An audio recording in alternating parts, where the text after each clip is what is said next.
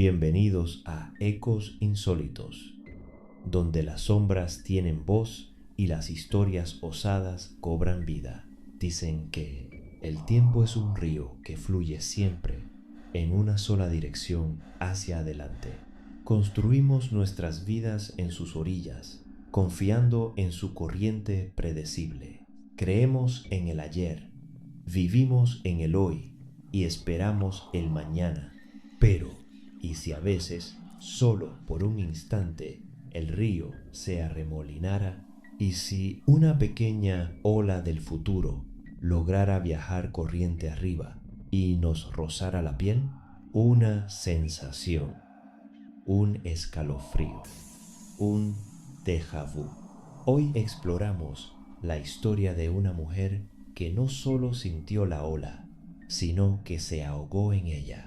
Una mujer que vio el futuro pero no pudo cambiar su curso. Así que hazlo. Apaga esa luz, sube el volumen de los audífonos y haz ese pacto con nosotros. No le temas a la oscuridad que te rodea. Debes temerle a la que llevas dentro. Hoy, en Ecos Insólitos, te presentamos Ecos del Mañana. Beatriz conocía la textura de la soledad. Era el sabor amargo del café frío en las mañanas de otoño y el silencio de su pequeña casa en el barrio de San Lorenzo en la Sevilla de 1842. A sus 34 años, un nuevo compañero se había instalado en su vida. Una extraña sensación de familiaridad que la asaltaba como un ladrón. El saludo de un vecino. El olor a madera húmeda tras la lluvia. El tintinear de una campana lejana y de pronto la certeza absoluta, vertiginosa, de haber vivido ese exacto momento antes. Al principio lo descartó como un capricho de la mente, un cansancio del alma. Pero el 12 de octubre algo se rompió. Estaba en el mercado con el murmullo de la gente a su alrededor cuando lo vio, no con los ojos, sino con la memoria. Una carreta de carga, sin conductor, deslizándose sola por la resbaladiza calle empedrada. El escalofrío del déjà vu la paralizó, y en ese instante la escena se completó en su mente con una claridad aterradora. La carreta arrollaría a un niño pequeño que jugaba peligrosamente cerca del arroyo. No hubo tiempo para pensar, solo para reaccionar a un recuerdo que aún no había sucedido. Gritó un nombre que no conocía, corrió como nunca había corrido y apartó al niño justo un segundo antes de que la pesada rueda de madera pasara por el lugar donde él había estado. El mundo la miró como a una heroína, pero Beatriz, ella se miró las manos temblorosas y se sintió como un monstruo, porque por primera vez había leído la última página del guión del destino. A partir de ese día, la vida de Beatriz se convirtió en una vigilia. Sus diarios, antes llenos de pensamientos cotidianos, se transformaron en mapas febriles de una realidad que se desmoronaba. Su caligrafía, antes elegante, se volvió una maraña de trazos urgentes. Rodeaba con círculos las horas, las fechas, buscando un patrón en el caos que la devoraba. Ya no eran solo accidentes, eran susurros del mañana. Una taza que se rompía, un caballo que se desbocaba, una vela que caía sobre un vestido de seda. Pequeñas tragedias que ella lograba evitar, pero cada victoria la dejaba más vacía, más aterrada.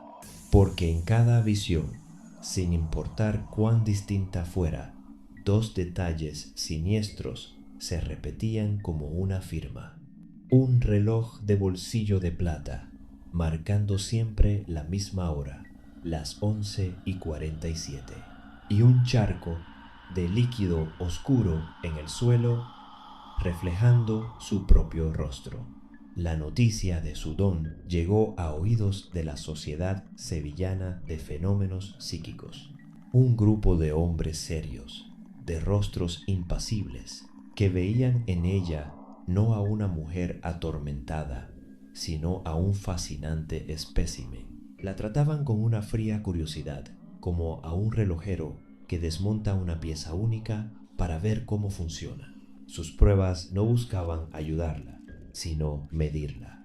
La sometían a luces parpadeantes, a sonidos discordantes, intentando forzar el don, sin entender que no estaban abriendo una puerta, sino una herida en su mente. Y lo peor fue que funcionó. Cuanto más la presionaban, más claras y terribles se volvían las visiones. El reloj ya no solo aparecía en sus sueños, ahora lo veía reflejado en los lentes de los propios hombres que la estudiaban. Susurraban entre ellos, compartiendo sus visiones, fascinados por el patrón, pero ninguno vio el terror en los ojos de Beatriz. La estaban empujando hacia el borde y tomaban notas mientras caía. La noche del 23 de noviembre, el sueño fue el más claro de todos. Una procesión silenciosa. Ella caminaba entre velas, pero nadie tenía rostro. En su mano, el reloj de bolsillo de plata, frío como el hielo de una tumba, marcaba las 11:46 de la noche. Se despertó empapada en sudor, con un solo pensamiento resonando en su mente: un minuto. El miedo la había paralizado durante días. Había convertido su casa en una fortaleza contra el destino. Pero ahora una calma extraña, una resignación helada, se apoderó de ella. Ya no había lucha. Era inútil. Fue entonces cuando lo oyó. El traqueteo inconfundible en la calle empedrada.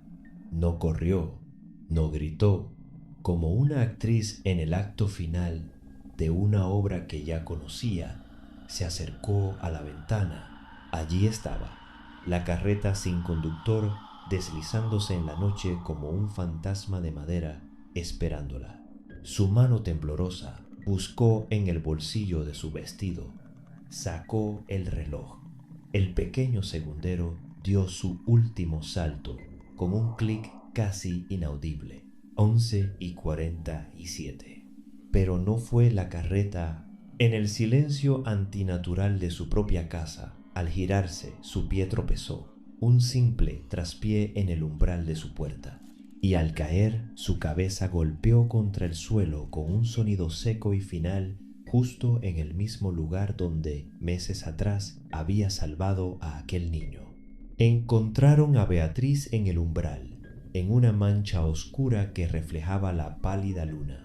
A su lado, el reloj de bolsillo de plata hecho añicos, sus manecillas congeladas para siempre.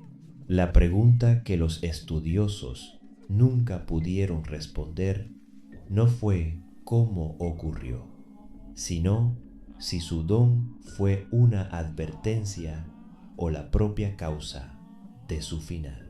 Si al ver el futuro lo condenó a existir. Así que la próxima vez que sientas ese escalofrío familiar, esa certeza de haber vivido ya un instante, pregúntate: ¿es un fallo en tu memoria o es el eco de un paso que aún no has dado? Si el eco de esta historia resuena contigo, suscríbete para no perderte el próximo. Dale me gusta como una señal en la oscuridad y comparte este relato para descubrir quién más se atreve a escuchar. Recuerda, hay susurros que nunca desaparecen, solo esperan a ser escuchados. Hasta la próxima.